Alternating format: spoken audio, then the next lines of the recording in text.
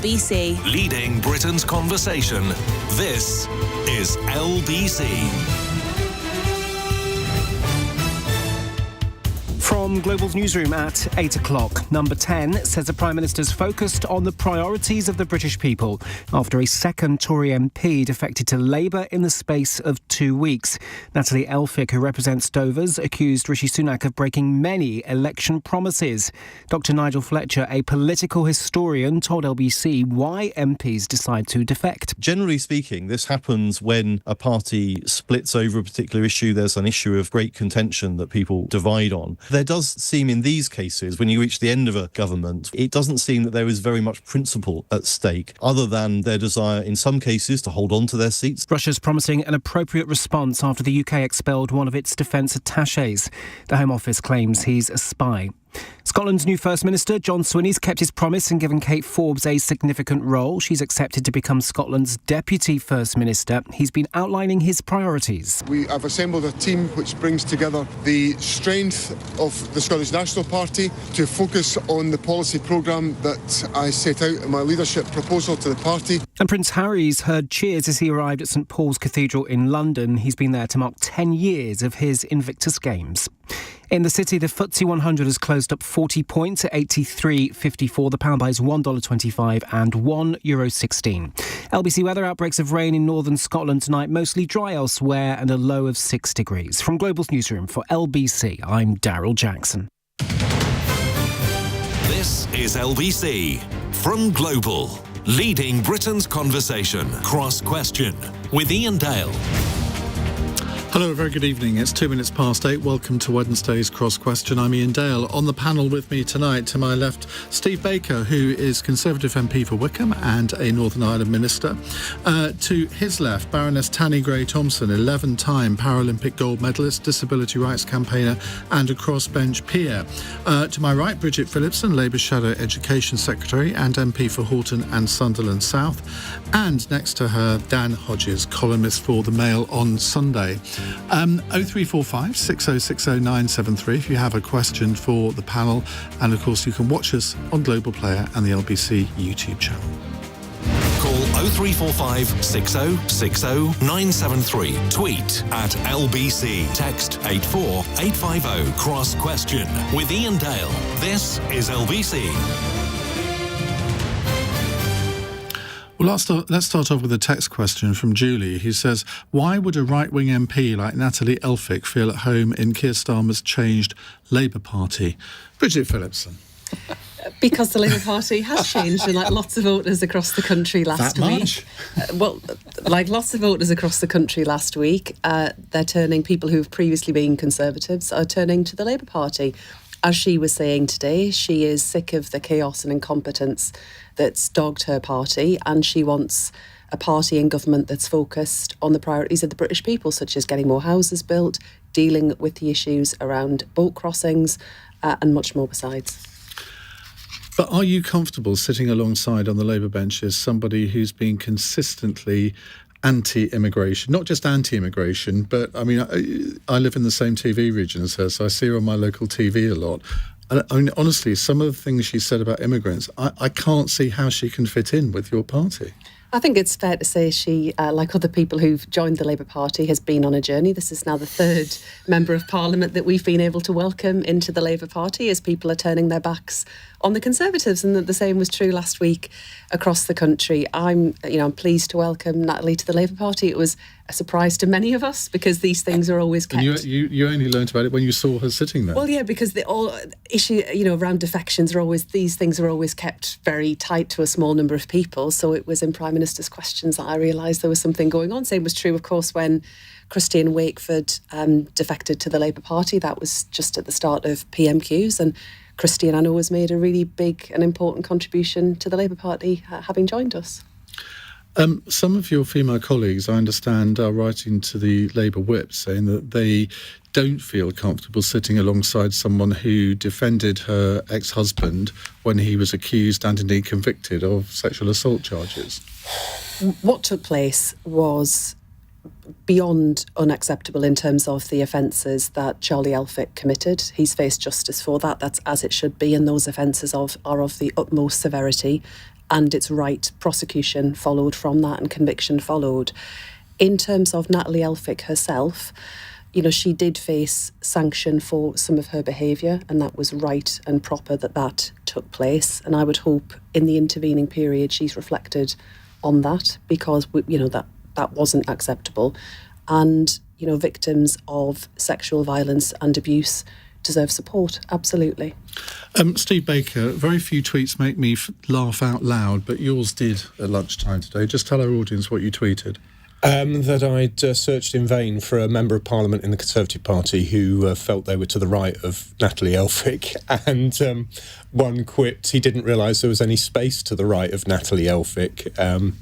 So I'm afraid perhaps a bit cruel, but, you can't defect and go without a degree of criticism from your colleagues. The reality is Natalie really is on the right of the Conservative Party, particularly on issues like migration. And I admire you, Bridget, for your stalwart defence of your position. But it is pretty laughably implausible for Natalie to join the Labour Party. I think we might have thought she could defect to Reform. But I'm afraid it tickled me today when the Labour Party wasn't able to rule out accepting Nigel Farage. I can give you that assurance if you want. If you want that, Steve. I don't think he wants to join us either. Just to be aware. Yeah, Nigel will be relieved, I'm sure. But no, this is laughing. It's laughable. It's comical. But what does it say about your party? Well, I think it tells anyone in all seriousness that we're in quite a lot of trouble, that she would do this. I mean, clearly she's obviously extremely dissatisfied to defect at all. But, it's highly regrettable. Anyone who defects, I'm afraid, lives in ignominy politically for it, as I'm sure you know. But no, it's obviously not great. But defecting to the Labour Party for Natalie, specifically for Natalie, is just so implausible and laughable. At least with, I've just forgotten his name, the doctor who just went. Dan Poulter. At least with Dan, he's a centrist. That's politics. Yeah. He's gone from the Conservative Party, so I've scrubbed him from my mind. But no, Dan at least is a centrist, and you could see that plausibly he could see him credibly being willing to be on the right of the Labour Party. But with Natalie, it's just implausible and silly. I was looking. She is right on the boats, though, isn't she? Because she has been a very vocal campaigner on that issue, particularly locally in her constituency, and the government hasn't got on top of it. Now, I don't know how you can go from a position of effectively saying they haven't got on top of it because they haven't been right-wing enough to then going to the Labour Party who've got a different nuance on it at the very least. But she is right about that, isn't she? Well, I think she was right when she was highly critical of Keir Starmer and the Labour Party's opposition to getting this problem sorted out. But no, I mean, Rishi, as he said at Prime Minister's Questions, has seen small boat crossings down by 30% since he became Prime Minister. There's signs already that the Rwanda policy is working, certainly from the complaints from the government south of the border, the Irish government. So, we're looking forward to getting flights off the ground and deterring people putting their lives at risk crossing illegally from a safe country. Let's not forget that's what it's actually about. France is a safe country. They're in the hands of people smugglers. They're putting themselves at risk, and it would be wrong to accept them when they've come illegally. But we could have had this very same conversation 2 years ago. Not a lot has changed over the last 2 years, has it? They're still coming in very big numbers. Well, unfortunately, some problems are wickedly hard. This is one of those problems. And also, I'm afraid, in the age of social media and cheap air travel, it might turn out that overall the various conventions that are in place aren't fit for the modern age. I mean, we've seen problems with mass migration, particularly for Italy in the past, and great tragedies have unfolded in various places in the world. So it might well be that, in good faith, we all need to have a very careful look at refugee conventions and how they work and how we can better serve everybody's interests rather than seeing people, as I say, putting their lives at risk, crossing illegally from a safe country. That's not how it should be. OK, Tanni. I mean, at our end of the building, we kind of watch all this with sort of a fascination, actually. And I don't think anybody, certainly in my office and down the corridor, could quite believe it. But at the moment, everything's just a little bit strange. So, the rumours going around last week, there was going to be a general election called and we're kind of waiting. So, again, our end, feels like there's lots of stuff being sort of pushed through. for whenever the election happens. But in terms of Rwanda... no, not in terms of Rwanda. Oh, okay. In terms of the defection. We may well have a question on Rwanda later as well. As a crossbencher, I mean, I sit in a group of 180-odd people who go from very left-right wing to very right wing and everything in the middle. So that's kind of my daily life, really. So it's probably slightly more strange for the MPs to have to live with it than it is for us. It doesn't happen. I mean, it happens very occasionally at our end, but it's not anywhere near so dramatically either, which is a bit dull, really. But that's probably, that's our job in the House of Lords, is not to be terribly exciting, but to do line-by-line legislation.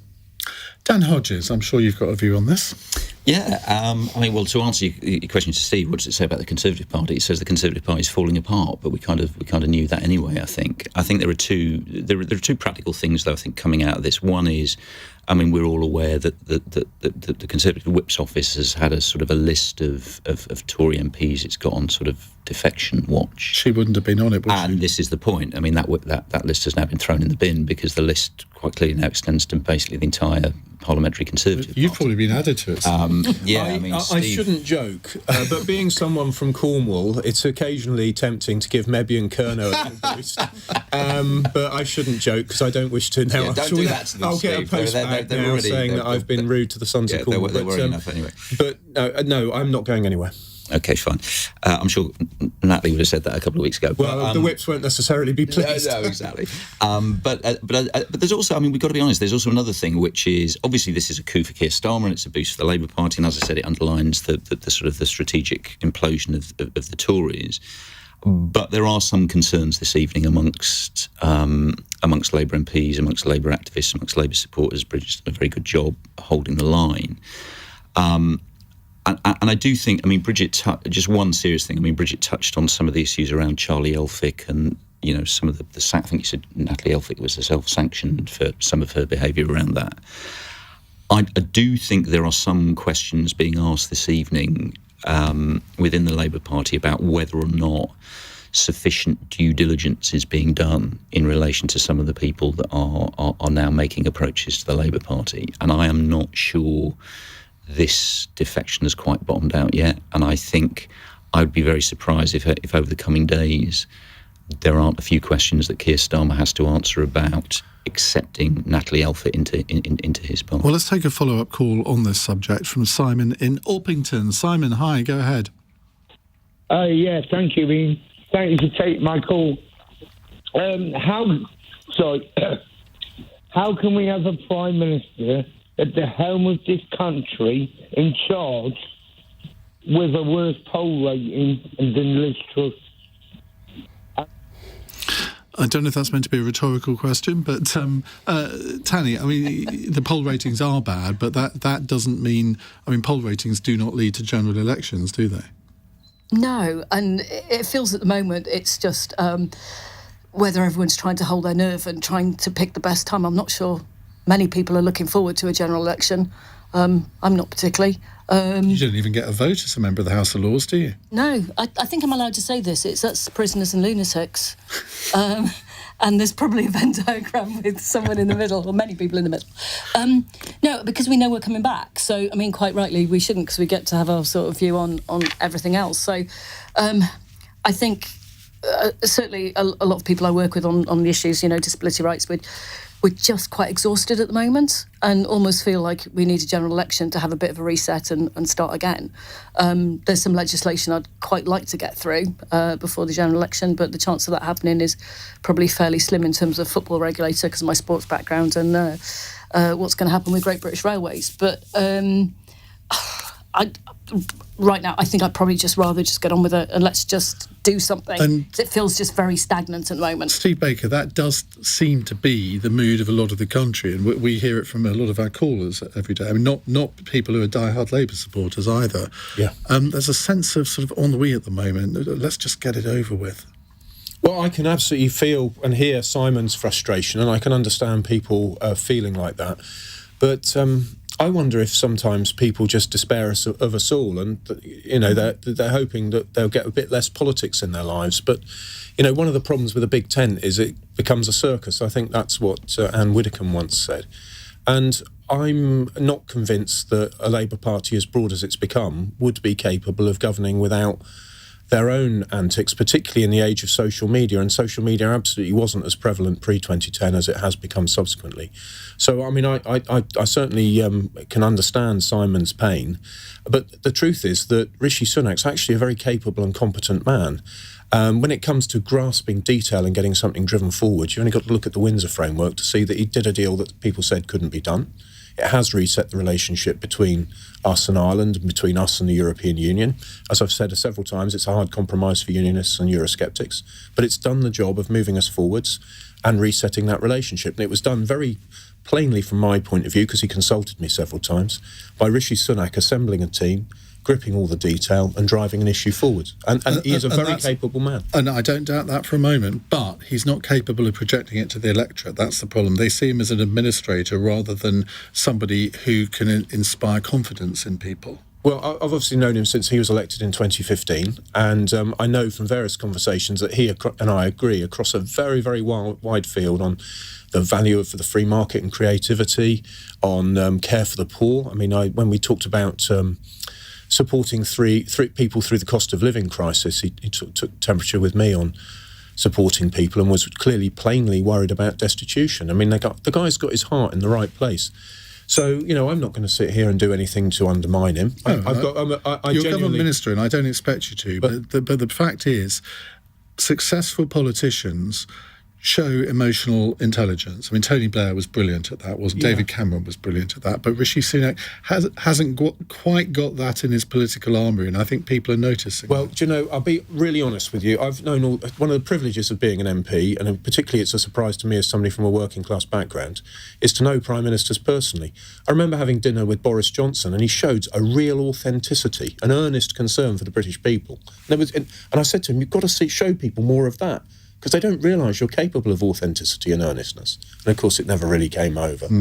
And, with Rishi, knowing him well, I see within him a deep care for the country and, an earnest concern to lift people up and drive the country forward. So if I were him, I might advise him, perhaps he'll hear this, I would say slightly set aside quite all the advice you get, be yourself. It's pretty bad advice that he's getting in many ways, isn't it? Bridget?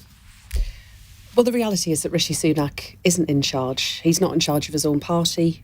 He's fundamentally a weak Prime Minister who's pushed around by his backbenchers, and the country suffers because not a great deal is happening at the moment. We face lots of big challenges.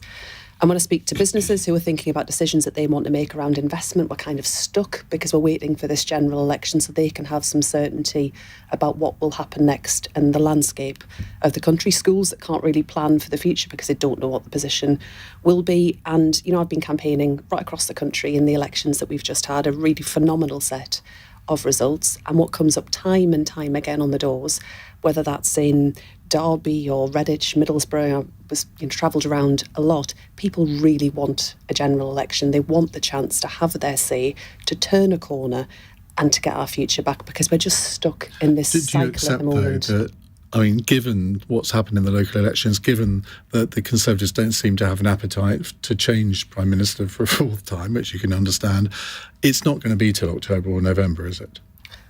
That's for the Prime Minister. I just think he should get on with it. Let the British people have their say in terms of how they want to take the country forward. We do face lots of big challenges. Decisions are not being taken and not a great deal is happening. And that's been the case for months and months. Take education. The government had a schools bill.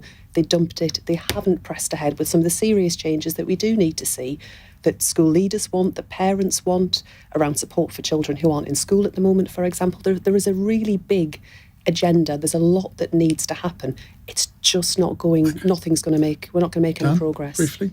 The guy said about the opinion polls, but the problem for the Tories, it's not just the opinion polls. It's by-elections, it's mayoral elections, it's local government elections, it's canvass returns, it's Tory MPs themselves voting with their feet, and even Tory MPs saying we don't want this anymore. And if Steve is right, and Rishi Sunak does have a care and love for his country, then we all know what Rishi Sunak should do. We can't carry on like this. The idea we carry on till November or December like this is just ridiculous. we need to have a general election now, and we need to end one way or another this paralysis and this stasis that we've got at the heart of our government. Well, we do have the Shadow Secretary of State for Education with us. We have the a Minister from the Northern Ireland Department. You might want to ask about what's going on with asylum seekers moving from the UK mainland to Northern Ireland and then going south, which the Irish government are none too gruntled with. Or you might want to ask a question about education, which is Bridget's responsibility too. Dan doesn't have any responsibilities. Thank goodness. Tanni has lots of things she's campaigning on. You might want to ask about those. It's 8:20. This is LBC.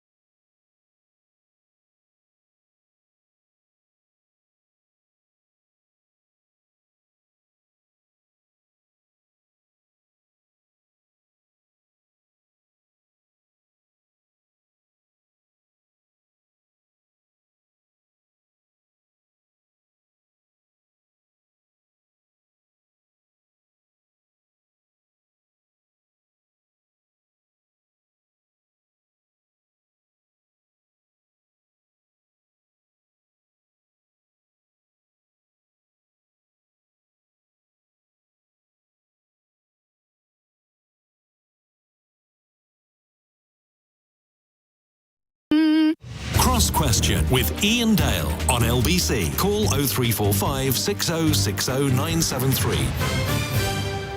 Steve Baker, Conservative Northern Ireland Minister, Bridget Phillipson, Labour Shadow Education Secretary, Baroness Tanni Grey-Thompson and Dan Hodges from the Mail on Sunday are with us answering your questions. Here's a text question from Andy in Wolverhampton. Should we be welcoming more people who are already famous from other parts of life into politics? Now, this is on the back of former England cricketer Monty Panesar quitting as a candidate for George Galloway's Workers' Party of Britain after just 1 week, following a series of gaffe-filled interviews, including having suggested he supports the party's policy of withdrawing from NATO in order to reduce immigration. NATO does not have any agreement on immigration between its members. Now, let's all be kind to Monty Panesar, because I know he listens to this programme, so he might be listening. So now, Tanni, you have come from a world outside politics as somebody, celebrity, I suppose, as a high-achieving sportswoman, into the world of politics. Now, you're not in party politics, but you made the decision to do this. Why? And do you think that other people should follow your lead? It's a really interesting one. So I actually did a politics degree at university and said to my head of department, I am never going to go into politics because it's for losers. Sorry, Bridget. So he reminded me of that when I got into the House of Lords. So for me, I ended up in politics. My plan was always to do law conversion and become a lawyer. But kind of travelling the world and the exposure I had to how mostly a lot of the work I do is around disability, how people were treated around the world, it kind of led me into that. I think sometimes if you're going to be standing as MP, you've got to be quite brave to do it. We get a bit of hassle. You get the odd strange letters and, approaching the street, people like us or don't like us. They normally like us when we do something that they agree with and then dislike us the rest of the time and want to get rid of us. But I think the pressure and the abuse that MPs get I wouldn't want to go and try and sit in the House of Commons, actually. I just think that would be beyond what I think I would want to deal with in terms of how I see, I can contribute back. Also, I struggle politically to be part of a party. I'm a bit left-wing, a bit right-wing, changed my mind. One of the great things about the House of Lords, there's many things that are very strange. You can change your mind and everyone thinks it's okay. And even as a party peer, you can rebel, you can do different things, you can have your own point of view. So I don't blame Monty for wanting to have a go. But actually, I think it just shows the pressure that people are on the doorstep. Well, I'd agree with that. Politics is hard. I came into politics from a background in aerospace and software engineering. Came in very, very quickly, 2.5 years, no previous political experience, and I found it very, very tough. I've got slightly used to it now. But I would say, yes, bring them in. It's up to two groups of people, those who wish to stand for election and members of political parties, saying, yes, I want this person to run. But people should know what they're getting into. You can't make that sort of mistake and continue on forwards. But I would say at the moment, the single biggest problem with British politics in every political party is non-participation by the public. Democracy belongs to all of us, and I would encourage anyone to join the political party of their choice. With more people involved, any party is bound to move more towards their point of view. And if they're free market, moderate, centre-right, free market people, I would encourage them to join the Conservative Party and help make it better, including through the selection of candidates that they approve of. Dan Hodges, your late mother was Glenda Jackson, who made the transition from being one of the world's most famous actresses to party politics. She became a minister under Tony Blair. But she must have found that transition quite difficult. Yeah, obviously, I think anybody that goes from one career to another obviously finds sort of tensions in terms of that transition. But I think the main thing is that, to answer the question, the fact that somebody becomes famous, someone has been successful in a particular career, they don't, in a sense, become a different person because of that. And I think, what we need in politics as much as possible, we need as much diversity in terms of our political representatives. We need representatives from as diverse a range of backgrounds and life experiences as possible. I think that's one of the benefits we get from the House of Lords, and I think it's one of the, whatever your criticisms of the Lords are, and I think we could do with a little bit more than that in the House of Commons. So, no, I think, as I said, I think people from as diverse backgrounds as possible. I think it's sad that Monty Panesar didn't got out as quickly as he did. I'm as I said today, I'm glad he showed slightly more sticking power at Cardiff than he did in his pursuit of his political career. But I do think we need people like him, and we need people from a diverse range of background. I just remember, I think Labour in opposition, it was in the mid-1990s, and they were doing a summer campaign, and your mother was sent out to the Costa del Sol to hand out ice creams to British voters. Absolutely. It went very successfully, I think. Well, I think it did, but I could imagine her thinking, has it really come to this? She loved it. She absolutely loved it. I think that many days. Bridget.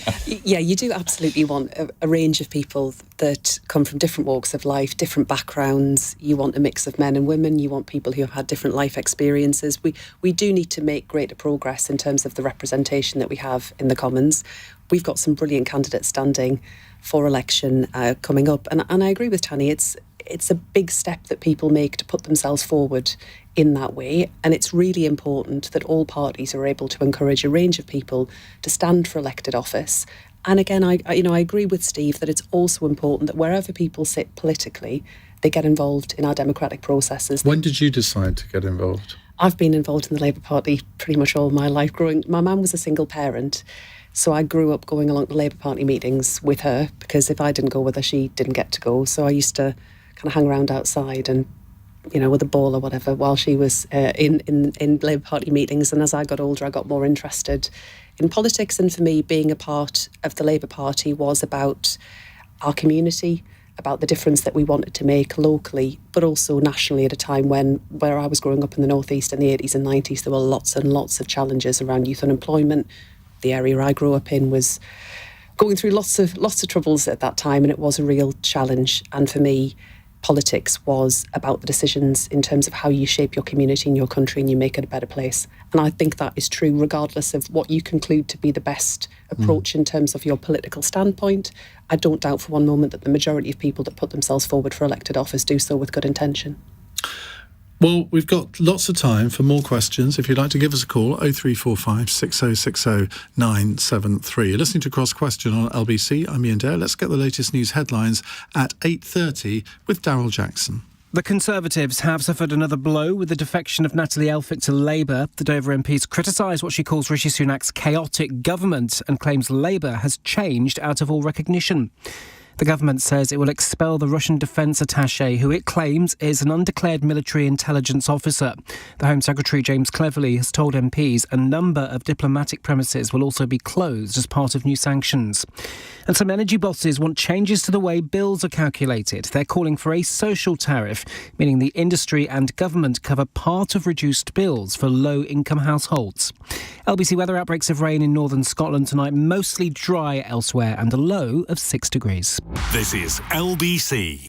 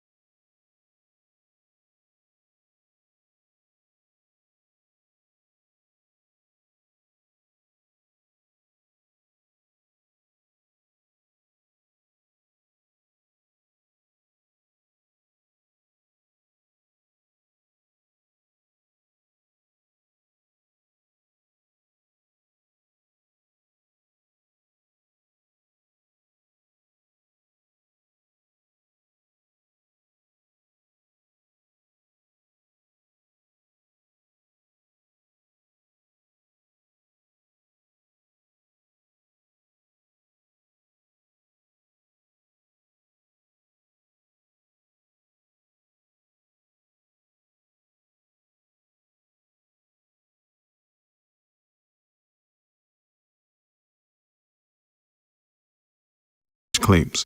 Leading Britain's conversation. Cross Question with Iain Dale. Tweet at LBC.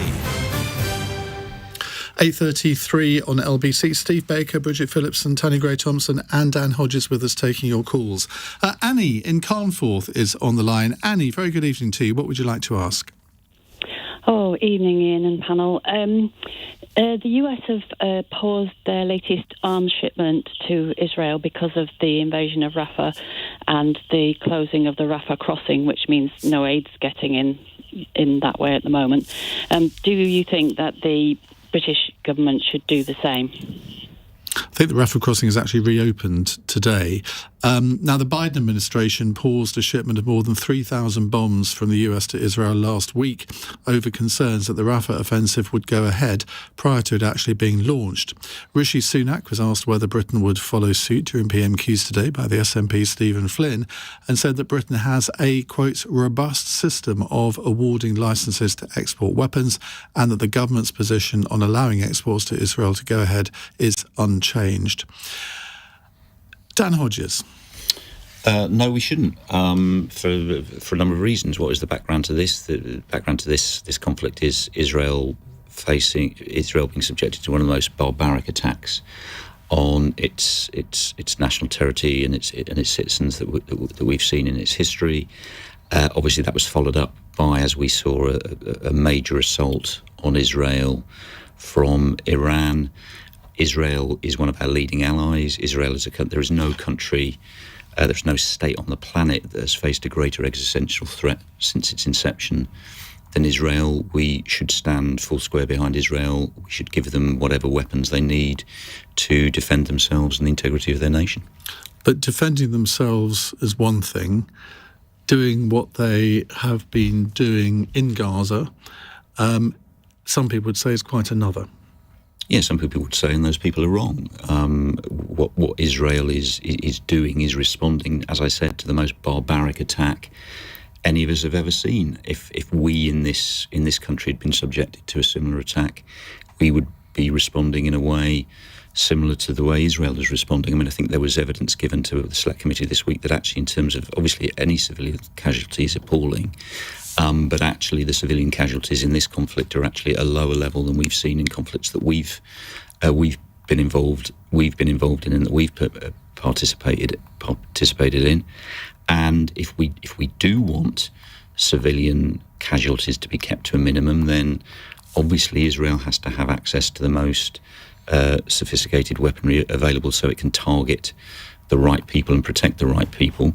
And that's why we should not be considering a ban on arms sales at all. Bridget?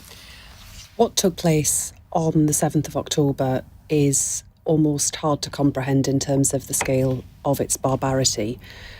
And what's followed, the increasing suffering of people in Gaza, is also really intolerable to see, and the level of destruction, the impact on children in particular. That's why we want to see a release of hostages, we want a ceasefire, and we need to see a lot more aid getting into Gaza.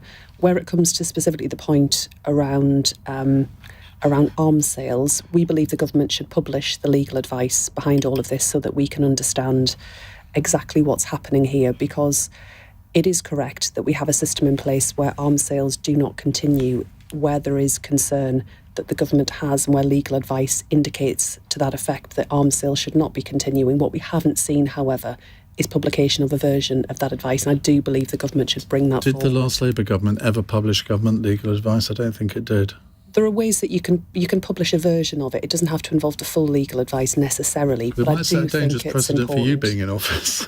I do think, given the circumstances, it's important that we see it. But I believe that what we also need is a political resolution, a two-state solution, a safe and secure Israel alongside a viable Palestinian state. Now, that feels very, very far away at the moment, but that is what the international community has to push for.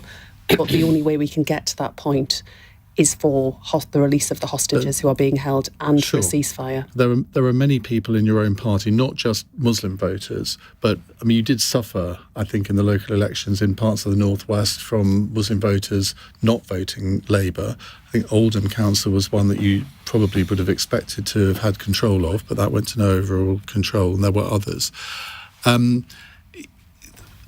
I can't remember who it was, but a senior Labour figure on that night said Labour has got a job to do to rebuild its relations with Muslim voters over Gaza, because there are some who will regard Gaza as the main issue on which they cast their vote at the general election. And there'll be a lot of pressure on Labour to go down the line that the US has gone down. But you sound as if you're not going to go there. I acknowledge that we do have work to do in rebuilding trust in communities across our country. I do believe that is important. And I completely understand how, in the face of the terrible scenes that we see on our television screens, that people feel that very deeply and sincerely and are distressed by that. And I share that concern.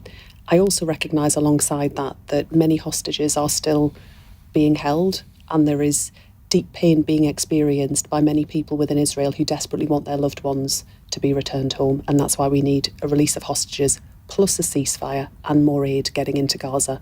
Okay. And then hopefully we can start the pressure, the wider international pressure that needs to happen, and the US will be a key player in that, in getting to a long-term political settlement, because that is the only route through it. Distant though it feels and distant though it is, that is the only way to resolve this. I'm told it was the Kerem Shalom crossing that was reopened for aid, not the Rafah one, although I'm sure I did read that today, that either had opened or was about to open today. Steve Baker. Well, I listened very carefully to Bridget, and I don't think I heard her say anything that I disagreed with. And this commonality is not that surprising in circumstances like this, but it's also what's leading people to stand as independent pro-Gaza candidates and leading to a lot of problems in communities like mine, where 1 in 5 voters is a British Muslim. And of course, concern about Gaza it is widespread across our community, but I think it's fair to say my experience in my inbox is the issues are most acutely felt in the Muslim community. So I do want to, while agreeing with everything that Bridget said and a large proportion of what Dan said, I want to acknowledge that the sheer scale of the killing of innocent men, women and children is really horrifying. And it really, irrespective of the comparison that might be made to other conflicts, the political reality and the social consequences of this scale of killing is now having a really profound effect in a community like mine, and is unwinding people's life's work of community integration. In what way? In the sense that the Conservative Party and the Labour Party has British Muslim councillors. The previous former chair of Buckinghamshire Council's British Muslim. We've had British Muslim mayors, justices of the peace, councillors, real proper wholehearted integration that we could all be truly proud of. And it's very severely at risk at the moment. I'm happy to say that I'm now seeing Conservative councillors being more comfortable to support me. But even the fact I've said that, I've got to be very careful, because that will expose them to renewed pressure. And it's not right. But I'm very, very proud that in Wycombe, over decades, British Muslims have been thoroughly integrated across all political parties, including the Liberal Democrats, Labour Party, and the Conservatives. They're some of my very best friends and supporters, and they're not always treated well by certain politicians, including one with whom I've been closely associated, but now parted ways. But what I would say to Israel is that, and forgive me, also to Dan, whatever the statistics may be, the sheer horror of the killing and the maiming of the innocent is having the most profound social consequences and therefore political consequences. But Steve, can I just finish this one point? Okay, it's not actually in Israel. Well, by all means, but it's not actually in Israel's interests to allow this extent of social unrest to perpetuate. It needs. Going forward is going to need an approach which leads to less, for want of a better term, collateral damage. Okay, but Steve, with great respect, we can't make major strategic foreign policy decisions on the basis of what your local councillors are or aren't concerned about. No, you absolutely can't. And, well, I'm afraid that's kind of what you're saying. And certainly you can't expect Israel to base its strategic decisions and base its security and integrity of its citizens on the basis of what your councillors are concerned about. Well, Dan, of course, we're about to fall out over this because, of course, that's not what I'm saying. Yeah, of course. What I'm very, very clear. Steve, you literally just said it. You said you. No, I didn't. I absolutely did because not what say your councillors were saying to you. No, come on. This was creating tensions. People can rewind the tape. It's absolutely the case that what is happening in Gaza is having the most profound political and social consequences in Wycombe. Yes, but that doesn't mean we can't base foreign policy decisions on that. Nor did I say that we should. And I'm very clear. I'm sorry. What are you saying? Well, I'm trying to explain. You keep talking over me. Sorry. I'm very clear that in the circumstances that Israel faces, we would act very similarly. I've made the position when questioned on the street by my constituents that if my constituents had been so appallingly treated with the most extraordinary barbarity, I would, of course, authorise and pursue legitimate force in retaliation and in response and in defence. And I would continue the pursuit of that lethal force to recover all the hostages. Of course I would. We also have to recognise that when it comes to grand strategy, I don't think there's any doubt that Iran wishes to eradicate Israel. We can't allow anything that could lead to escalation, because then we'll all be drawn in. And in particular on this question about weapons and pausing arms shipments, as Bridget says, there is a process. It's not for me to freelance around it. I think it's extremely significant that the US has taken this decision. But from my point of view, in balancing these things, we're getting into a place where Israel's conduct and the casualties which are caused are going to have a far wider effect on all of us, and very strategically, than just for them. But for them particularly, they must be equipped to defend themselves. We have to recognise the threat they face from Iran, and we have to take steps both to recognise their legitimate actions and also to help them prevent an escalation. Tanni. I wish I could give you an answer. It's one of those things that actually the escalation absolutely worries me. I mean, I've been to the Middle East on a few different trips. The first one was actually using sport to bring Israelis and Palestinians together, which was fascinating. And you see this in sports projects all over the world where people have a view of the other side and actually you get kids meeting each other. It's not going to solve every problem. But actually, it's a long time ago now, 2010, I went to Lebanon, Jordan, Palestine and Israel with the Foreign Office. And it completely changed my view of that. I thought it was relatively simple, but actually spending time there and again, meeting people who were just terrified of each other. And it just brought it home to me, sort of the humanity of it. In terms of an answer, I can't actually give you one. I mean, I just... We've got to find some kind of solution that stops it. But on the issue of arms sales to Israel, do you think that does need to be re-examined? I think listening to Bridget, I'd like to understand more about the legal advice behind it. I'm not sure it's the answer to keep supplying weapons, because where does it stop?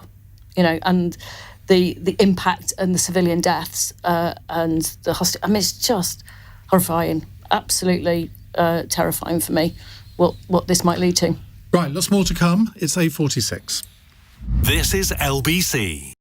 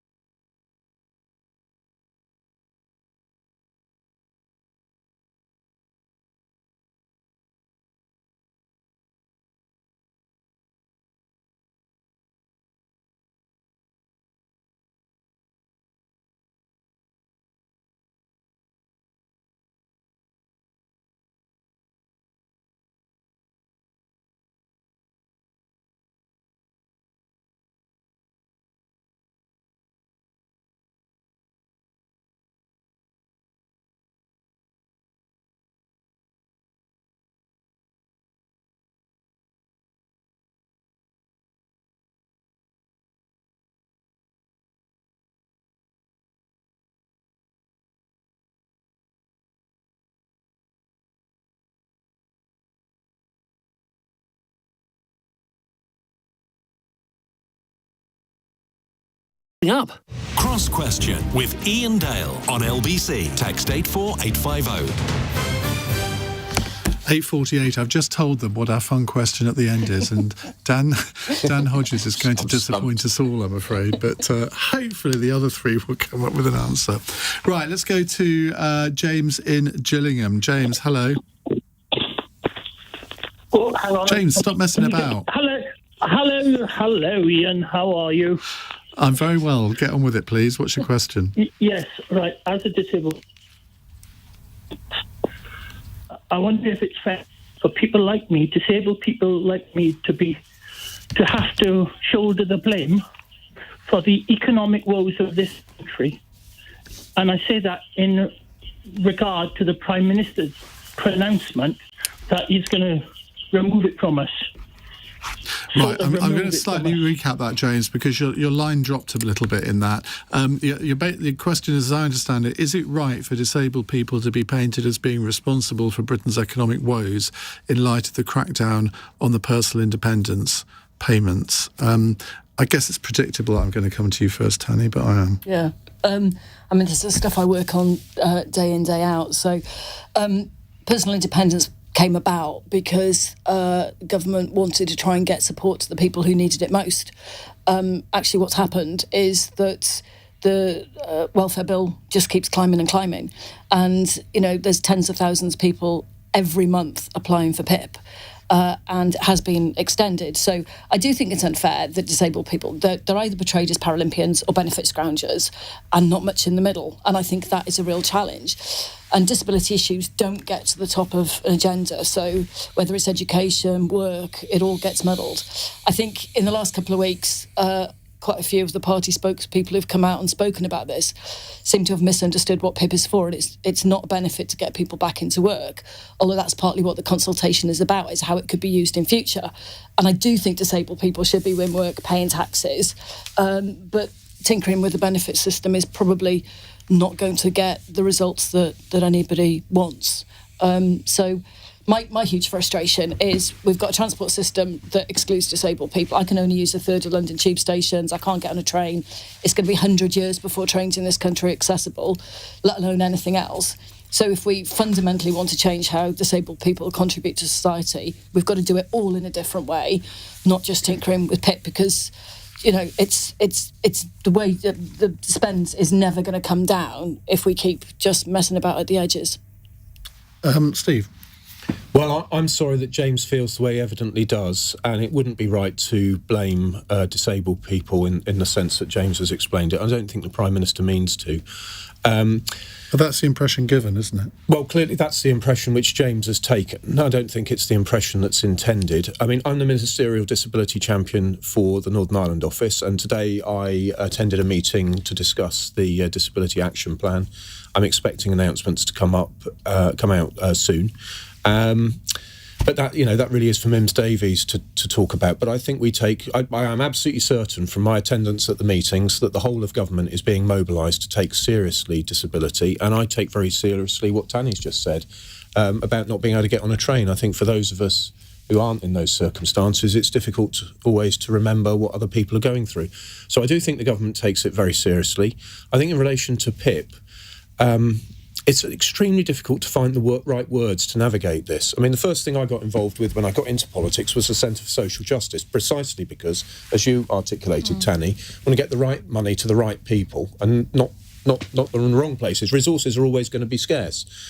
So I think for those of us who've got a heart for the poor, who want to lift people up, of course scarce resources have got to go where they're best used. But also, I mean, mental health's come up. I've talked about my own. And even this job is, in a sense, good for my mental health because it's better to be here and recovering than I am largely recovered.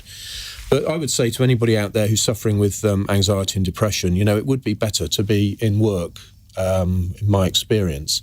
And I think really that's the kind of area where the Prime Minister's trying to add an emphasis. I'll tell you what, James. Mims Davies was on Cross Question a couple of months ago, and she did say that she would come in and do a phone-in, and she's the Minister for Disabled People. So we're going to follow up on that and make sure that she comes on to explain this and exactly why it's happening and what the ramifications are. Bridget Phillipson. We need to see a lot more support so that everyone can make a contribution if they are able to do so. And I know that, disabled people across the country want the chance to participate in paid employment, and there are too many barriers there at the moment for that to happen in too many places. I think alongside that, what we also see with NHS waiting lists being as they are in terms of people waiting for treatment, including around their mental health, that is stopping people either participating in work or getting back to work. And sadly, the longer that people are away from the labour market, the longer they're out of work, the harder it is to get back into employment. And that's why Labour have made it a priority to tackle the NHS waiting list that we see. You know, I speak with lots of constituents who are waiting in pain for hip replacements, knee replacements. If you're waiting in that kind of level of pain and distress, you just can't work in the way that you would want the chance to do so. So we've got to tackle that. There are too many people who are waiting far too long for treatment. And the same is also true where it comes to support around people's mental health, which is also affecting far too many children and young people as well. And we absolutely have to prioritise investing in services around mental health as well as physical health too. And Dan, if you can be brief, I'd be grateful. Yeah, I've got some sympathy with government on this one. I mean, I think it's absolutely right that we obviously need to support those who need it. But I think too often the solution has been, well, let's just dump people on benefits and just leave them there. And I think anything that can help to properly look to reintegrate people into the workplace and broader society is something we should welcome and have a mature discussion about. James, thank you for the question. Text question here from Jonathan. Is the point of the Rwanda plan to scare asylum seekers into coming through the UK to Ireland? If so, it's working well. That is not you, Steve. That is not the purpose of the plan, no. The purpose of the plan is to prevent people leaving safe France in the hands of people traffickers, risking their lives, crossing the channel illegally. And I just think that people going on to Ireland is a sign that the incentives are working, but perhaps not in the way that was intended. But certainly it's not the object of the plan to send people to Ireland, no. And I mean, it is obviously becoming quite a big political issue in the Republic. Yeah. Rishi Sunak has been quite robust, shall we say, in his comments about this, saying, well, nothing to do with us, Gov, almost. Is that really the way you should be talking to one of your closest, I won't say allies, but closest countries? Well, the relationship with Ireland is fundamental. I think for too long we failed to look west adequately, and that's changed. I'm proud of the role that Chris Heaton-Harris, myself and Jonathan Kane have played in resetting the relationship with Ireland and through that with the European Union. I'm pleased and proud we've done that. We have good and constructive conversations, but people will understand that politics takes place everywhere. And Ireland has a housing shortage, and it's going to be a big issue in their election. And, of course, new arrivals press into that issue. They've got a coalition government, and they've got Sinn Féin likely to do well. So, all of that does lead to politics taking place. And I think the Prime Minister's absolutely right in a sense to say fair's fair. France should take returns from us if we're going to take returns from Ireland. There is, of course, a common travel area across the British Isles, including, I should say, these islands, the island of Ireland and the British Isles, which means that, of course, there'll be no checks on the border, which has been a long-term recurring theme, which I have lived daily. There's no question of the Garda being deployed to police the border. Bridget. Well, just going back to the Rwanda plan more widely, I mean, it's just not working. It is not. Well, no, don't go more widely because we haven't got time. Well, let's stick with that. The evidence doesn't point to the problem. I think that's being described in the way that people have talked about it. The reality is the Rwanda plan is not a deterrent. The numbers people are still making those perilous crossings in numbers that are far too large. The fact that they're going to Ireland surely proves it is a bit of a deterrent. I'm not quite. I've not seen data and figures that support that in the way that people are speculating. What is absolutely clear, however, is that more and more people are coming across the channel, and we need to take action to tackle that. But sending a small number of people to Rwanda is both wrong and not the right way to do it, and will not deal with this huge backlog of cases that we have at the moment. Dan? Well, I mean, the Irish government have been found out, haven't they? I mean, they were critical of the British government's policy in this area. They said Britain wasn't a safe country for asylum seekers because of this policy. And then as soon as these asylum seekers turned up in Ireland, suddenly Britain was about to be redesignated as a safe country, and the asylum seekers would be sent back to us. So, as I said, I mean, the Irish government have been made to look very, very foolish, I think, in terms of their policy stance. And they've got a new Prime Minister, a new Taoiseach. It's kind of an embarrassment for him because he's only been in office since the beginning of April. And as we've seen, as Steve said, we've seen people suddenly advocating a hard border to police this. Yes, a bittersweet pill to hear that. Complete reversal for those of us who long-standing Irish government policy. 8 years of my life on this problem. So that was a bittersweet thing alongside the vaccine. Tanni. The House of Lords pushed back really hard on the Rwanda bill. as many times as we could. Lord Hope, who kind of led a lot of the pushback, said you can't say it's unsafe one day and then when the legislation goes through the next day say it's safe. And there's something slightly idiosyncratic that we're sending people to Rwanda, but any Rwandan asylum seekers coming here, we won't send back because it's not a safe place to be. So I don't think it's going to do what's intended. It's just a bit of an odd piece of legislation that felt there was a political will to push it through. It's not going to change what's happening. We've got to fix the problem. This is not going to do it. Now, I don't know how many of you are aware, but it's the Eurovision Song Contest on Saturday night. I've somehow contrived to book to go on a flight exactly when it's happening, which I'm gutted because I like to do a Twitter commentary. But there's a question on this from Ellie in Manchester. ABBA, who won the contest 50 years ago, have famously become arena-filling holograms. So which other legendary Eurovision act deserves a comeback next? Bridget. I'm going to let you down here and tell you that I can't stand Eurovision. I never watch it. Has just died. I never watch it, and I just have absolutely no way of answering that question. Have you no soul? I have great taste in music, is what I'd say to you, Ian, and that therefore does not extend to watching Eurovision. Who would you like to see as an avatar, then, that isn't in Eurovision?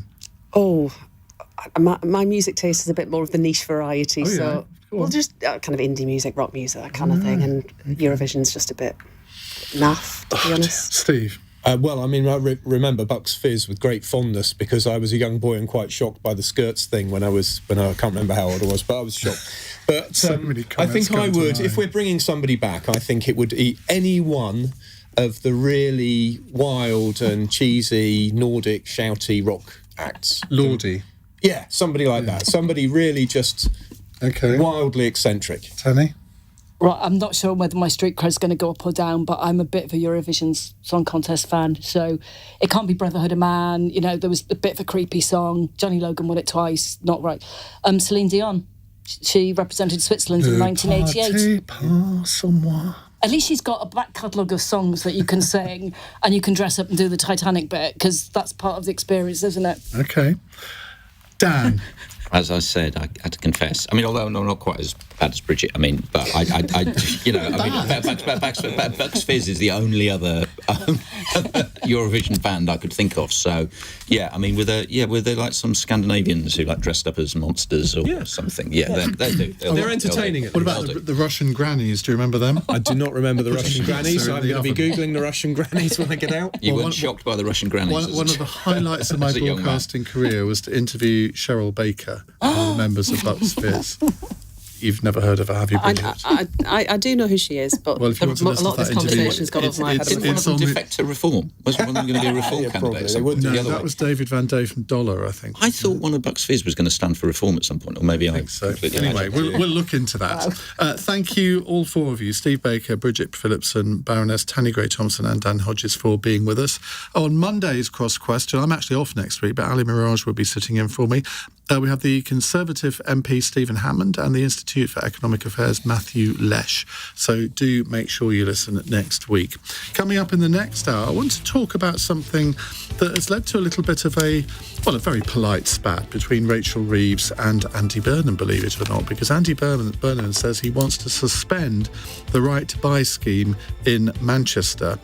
He blamed Margaret Thatcher's flagship policy for Britain's housing crisis. Well, Rachel Reeves on this programme last night said that Labour has no intention of doing any such thing, but it's for Andy Burnham to make the case, and you never know. So we're going to test the public opinion on this over the next hour. Do you think Andy Burnham is right, that the right to buy scheme should now be axed? Must say it was incredibly successful in the 1980s, converted a lot of Labour voters to Conservatives, but do you think it's outlived its usefulness? On your radio, on Global Player, and Play LBC. Leading Britain's conversation. This is LBC. From Global's newsroom, Conservative Party MPs have spent the